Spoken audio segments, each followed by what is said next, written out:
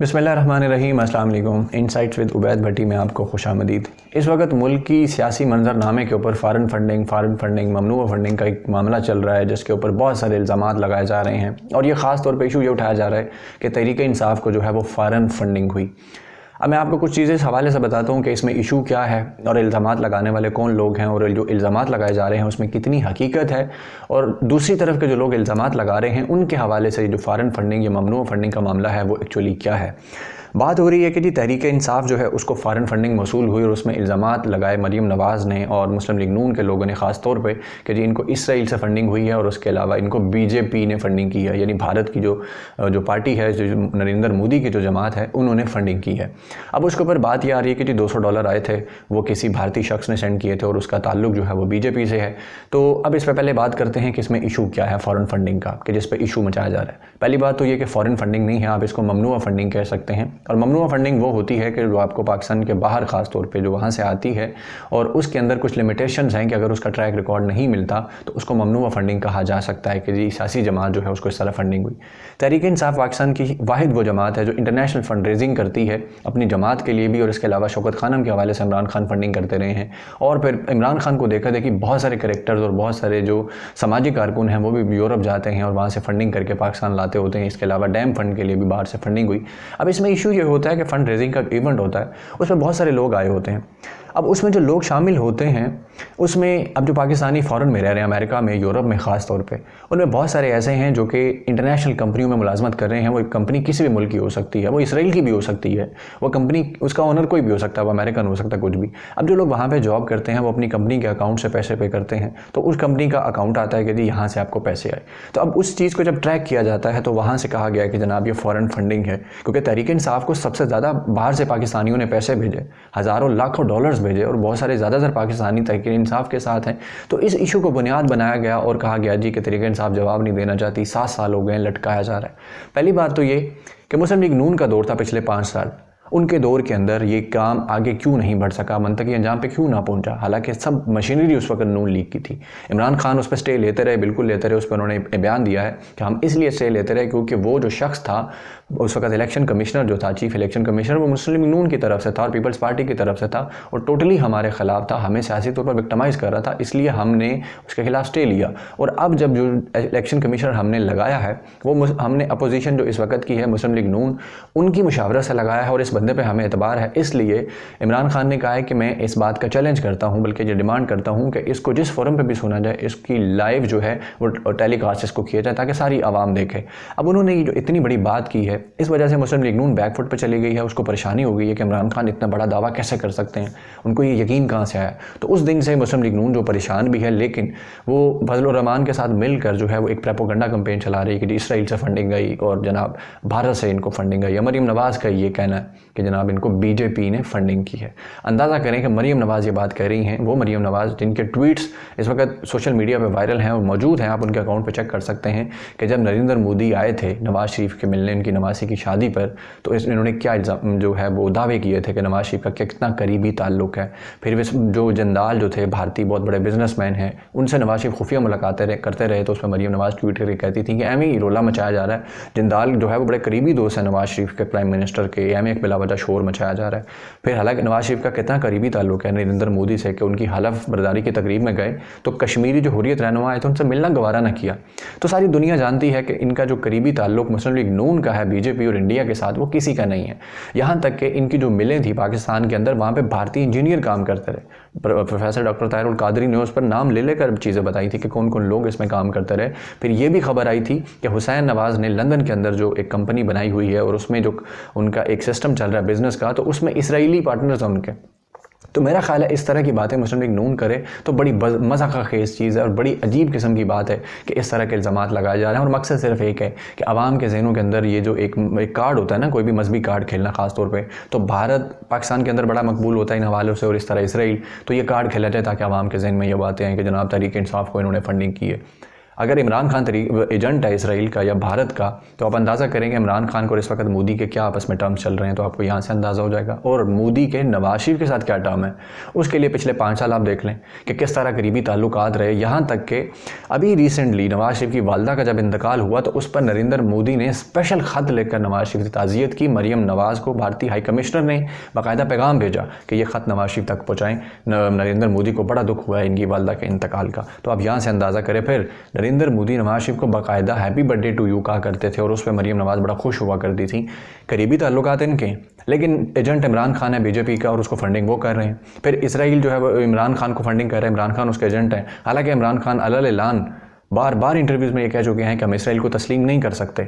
मैं अल्लाह को क्या जवाब दूंगा, कायद-ए-आज़म का ये मतलब नज़रिया था कि हम इसराइल को तस्लीम नहीं कर सकते, और ये लोग इल्ज़ाम लगाते हैं कि इमरान खान इसराइल को तस्लीम करने के लिए आए। तो मेरा ख्याल है ये कितनी अजीब और मज़ाक़ खेज़ बातें हैं, सिर्फ एक सियासी फ़ायदे के लिए ये शोर मचाया जा रहा है। हालाँकि मुस्लिम लीग नून और पीपल्स पार्टी के मामलात और मौलाना फजलुर रहमान के मामलात अगर खुलते हैं पार्टी फंडिंग के, तो ये लोग बहुत बुरा फंसने वाले हैं।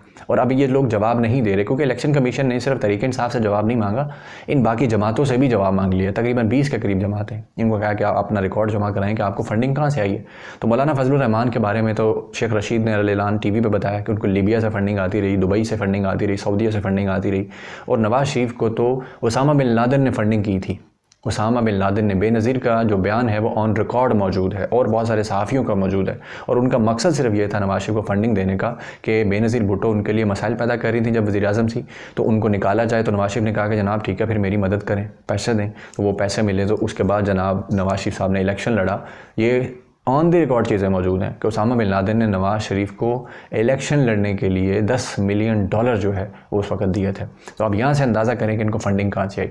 फिर उसके बाद पार्टी फ़ंड के नाम पर जो यहाँ से लोगों से ये करोड़ों रुपए लेते थे पार्टी फ़ंड के नाम पर, वो बाद इनके ज़ाती अकाउंट में चले जाते थे, नवाज शरीफ और शहबाज शरीफ के अकाउंट्स में। उसके ऊपर भी ऑलरेडी वो जो फेक केस, जो अकाउंट्स केस बना हुआ है और टीटीओ का केस बना हुआ है, उसके ऊपर ये लोग फंसे पड़े हैं। तो उसके अंदर भी मामला इनके साथ गड़बड़ हो रहा है।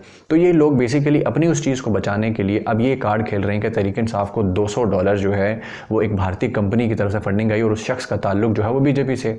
हालांकि वो शख्स जो है टीवी पर आकर उसने वसीम बदामी के शो के अंदर जो है वो चीज़ें बताई हैं काशिफ के साथ भी, कि वो शख्स वहाँ पे एम्प्लॉय है, आसिफ नाम है उसका, तहरीक इंसाफ से ताल्लुक़ है और वो उस कंपनी में एम्प्लॉय है। तो कंपनी का चेक यूज़ करते हुए उसने फ़ंड दे दिया। तो इसी तरह के कुछ लोग और हैं जो कि अपनी अपनी कंपनी की तरफ से जिन्होंने फ़ंड दिया, तो उसकी बुनियाद पर ये लोग प्रोपेगेंडा कर रहे हैं ताकि सूरत हाल इनकी तरफ से हट कर इमरान खान की तरफ रहे। अब इमरान खान ने जो बड़ा दावा किया है, तो इन लोगों को भी चाहिए कि कहें कि ठीक है जी, हम हाजिर हैं, आप हमारी जो फंडिंग का मामला है इसके ऊपर भी जो तहकीकात होनी है, जो स्क्रूटनी कमेटी है उसकी हेयरिंग जो है पूरे पाकिस्तान को दिखाएं, टीवी पर दिखाएं कि क्या होता है। लेकिन ये नहीं करेंगे, ये उस पर प्रोपेगेंडा करेंगे, इस पर शोर मचाएंगे कि जनाब इस तरह की चीज़ें हैं, तहरीक इंसाफ को जनाब इसराइल ने फंडिंग कर दी, बीजेपी ने फंडिंग कर दी। तो फिर इस तरह के दावे करके मेरा ख्याल है ख़ुद मरीम नवाज़ अपना मजाक उड़वा रही हैं, क्योंकि लोग उनकी ट्वीट जो पुरानी है वो बार बार उनके सामने पेश कर रहे हैं कि जनाब आपके पापा जान का ताल्लुक नरेंद्र मोदी से बहुत ख़ास था। हलफ बर्दारी तकरीब से लेकर साड़ियाँ एक्सचेंज करने तक, आम की पेटियाँ एक्सचेंज करने तक, नवाज़े की शादी में शिरकत करने तक, हैप्पी बर्थडे टू यू करने तक, फिर उसके बाद वालदा की वफ़ात के ऊपर जो स्पेशल ख़त मोदी की तरफ से नवाज शरीफ को आया। आप अंदाज़ा करें कि पाकिस्तान के साथ उनके क्या ताल्लुकात हैं। ख़ास तौर पर जब से कश्मीर का इशू हुआ, उसके पहले उन्होंने जो फ़ाल्स फ्लैग ऑपरेशन किए, फिर वो बालाकोट में जो एक झूठा हमला जो उन्होंने किया, उसके बाद पाकिस्तान ने उनके जहाज़ गिराए। तो इस वक्त पाकिस्तान के साथ उनके कितने बुरे ताल्लुकात चल रहे हैं, बल्कि पिछले 15 साल से वो पाकिस्तान के खिलाफ जो प्रोपेगेंडा कर रहे थे उसको तो यूरोपियन डिसइंफो लैब ने एक्सपोज किया कि भारत अंदर से गेम क्या कर रहा था पाकिस्तान के खिलाफ, कि दहशतगर्दी भी करवा रहा था, फिर उसके बाद हाइब्रिड वॉर भी कर रहा था, डिसइंफॉर्मेशन करवा रहा था, पूरी दुनिया के बड़े बड़े जो फोरम्स हैं यूएन और उसके अलावा यूरोपीय यूनियन, उनका गलत इस्तेमाल करके। लेकिन नवाज शरीफ के बड़े करीबी ताल्लुकात थे, दोस्ती थी, उनकी हलफ बर्दारी में शिरकत हो रही थी, फ़ोन पे बातें होती थी, आते जाते एक दूसरे को टूर हो रहे थे जनाब। अचानक से एक सरप्राइज़ विज़िट लेकर मोदी जाती उम्रा पहुंच रहे थे। फिर जनाब अभी भी जब ये ताल्लुकात इतने ख़राब हैं मौजूदा दौरे हुकूमत में, कुछ महीने पहले की बात है कि नवाज शरीफ की वालदा की वफ़ात पर स्पेशल ख़त आ जाता है, भारतीय हाई कमिश्नर स्पेशल ख़त लिखता है मरीम नवाज़ के नाम के, जनाब आपने वालिद तक ये ख़त ज़रूर पहुँचाइएगा, नरेंद्र मोदी साहब ने स्पेशल ये ख़त दिया है, कंडोलेंस की है, अफसोस का इजहार किया है। तो फिर उसके बाद आप इल्ज़ाम लगाएं कि जनाब इमरान खान को बीजेपी से फंडिंग आ रही है, तो मेरा ख्याल है इस पर सिर्फ हंसा ही जा सकता है।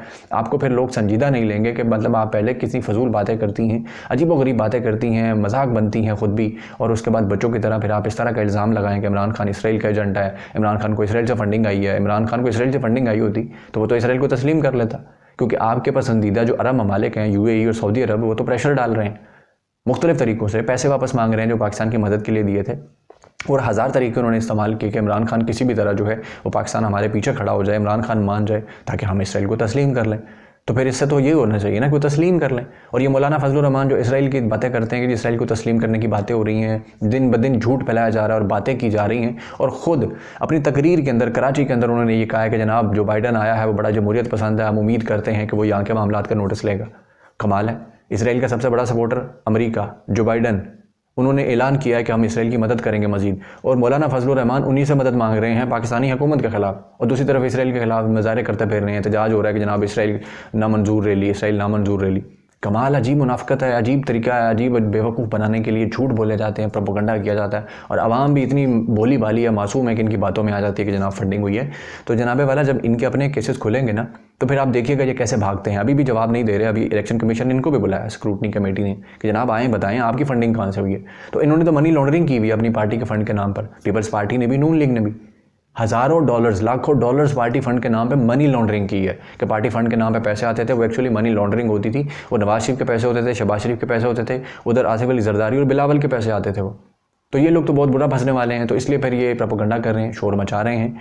तो मेरा तो मशवरा यही है कि अगर आपको इन पे यकीन करना है तो ठीक है कीजिए, जैसे आप पहले करते हैं, लेकिन वो बातें बाद में जब साबित नहीं होती हैं, जब चीज़ें और होती हैं, हक़ाइक़ कुछ और निकलते हैं, फिर आपको मायूसी होती है। तो बेहतर ये है कि आप चीज़ों को दोनों तरफ से देखें कि जनाब गेम क्या हो रही है। ये मुल्क का तरीका है, यहाँ पर इसराइल और भारत का नाम इस्तेमाल करके बेवकूफ़ बनाया जाता है, जबकि पिछले 5 साल का रिकॉर्ड आप देख लें तो आपको पता लगेगा कि मरीम नवाज़ और नवाज शरीफ और इन सब का भारत के साथ क्या ताल्लुक़ था और इमरान खान का क्या ताल्लुक़ है। तो मेरा ख्याल है बहुत सारी चीज़ें क्लियर हो जाएंगी। नाज़रीन, अब तक के लिए इतना ही। अपना बहुत सारा ख्याल रखिएगा। अल्लाह हाफ़िज़।